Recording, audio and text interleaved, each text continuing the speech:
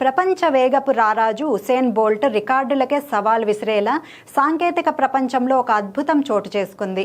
చైనాకు చెందిన Shenzhen honour smart technology సంస్థ తయారు చేసిన ఫ్లాష్ అనే హ్యూమనాయిడ్ రోబో మనుషులను మించిన వేగంతో పరిగెత్తి ప్రపంచాన్ని విస్మయానికే గురిచేసింది.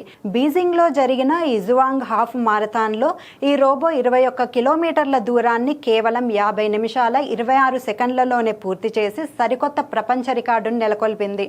విశేషం ఏమిటంటే ఈ పోటీలో పాల్గొన్న సుమారు 12,000 మంది మనుషుల కంటే ఈ మరమనిషి ఎంతో వేగంగా గమ్యాన్ని చేరుకుంది. మానవ విజేత లక్ష్యాన్ని చేరడానికి 1 గంట 7 నిమిషాల సమయం పట్టగా ఈ రోబో అంతకంటే ముందే పరుగు ముగించి మనిషిని మించిన మరమనిషి అనిపించుకుంది. అటానమస్ నావిగేషన్ సాయంతో స్వయంగా దారి వెతుక్కుంటూ సాగిన ఈ పరుగు భవిష్యత్తులో రోబోలు మన దైనందిన జీవితంలో ఎంతటి కీలక పాత్ర పోషించబోతున్నాయో చెప్పకనే చెబుతోంది.